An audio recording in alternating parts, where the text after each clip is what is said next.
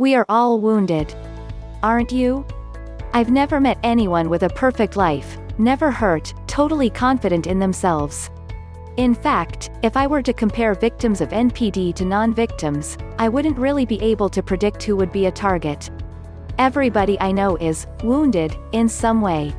This question assumes that victims of narcissistic abuse are somehow more flawed than regular people. This is total bullshit. I'm sorry to burst the bubble of all these people who think we victims were somehow set up for abuse through our own flaws, but correlation is not causation. Duh. First, much of the evidence of issues is gleaned from the victim after narc abuse. Of course, at that time we are trembling in a pool of our own tears, barfing at the mention of an incident, shaking like a leaf at the thought of the narc. We seem helpless, hopeless, traumatized, weak, and obsessed with the ordeal. I have yet to see a study, which would admittedly be impossible to have, where the mental state of a victim was determined before the abuse. Put any normal person in contact with a narc, and you will see the same outcome, the depth only being determined by the length and intensity of the relationship. My narc has friends and coworkers that show the same brain fog, denial, and codependency as any life partner, but not on the grand scale. In other words, all those not a victim people believe the narc too. They cater to the narc. They cover for the narc. They bolster up the narc. They are doing exactly the same thing as the designated victim. So why didn't the narc pick them? Well, this is speculation, but I've noticed that the survivors on all my social media, as well as my local support group, are some of the most intelligent, empathetic, wise, strong, vigilant human beings I've ever had the pleasure to know. Are they wounded? They are now. Will they rise again? You bet your ass.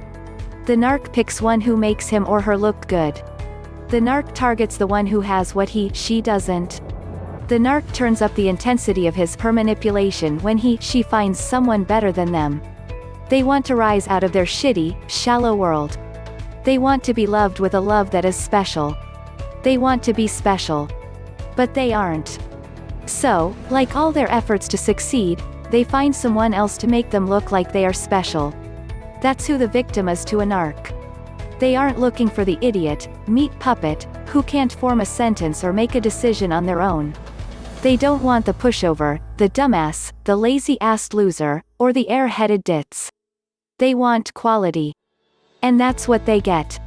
I'm sorry. I may be the dumbest person in the world for falling into this mess, and if it was only about me, I'd take that.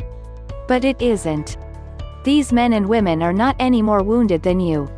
They are amazing. That's why the narcs want them, and it's also why the narc will ultimately destroy them.